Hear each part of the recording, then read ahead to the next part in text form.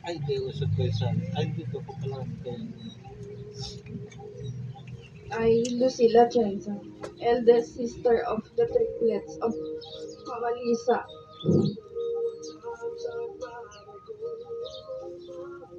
My mother, compassionate and vibrant woman, who always went out of her way to help others, no matter what. She was a proud and dignified woman who had a passion for life.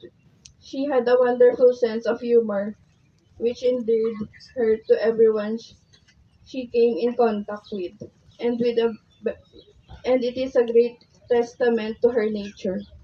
Has she formed so many long-lasting friendships over the years? So many of you here today.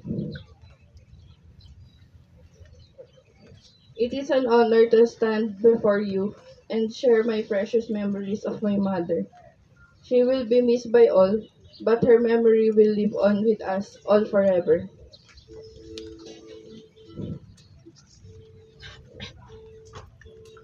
We will miss you more than words we say.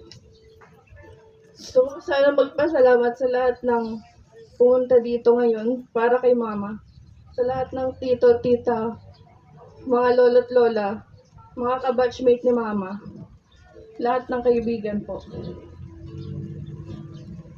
Alam ko masaya si mama ngayon kasi nandito tayong lahat.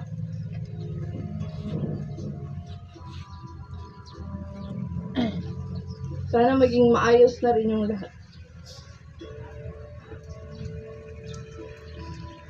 Anyone po sa family na gusto pa po mag-thank you po. Sa mga friends and relatives po.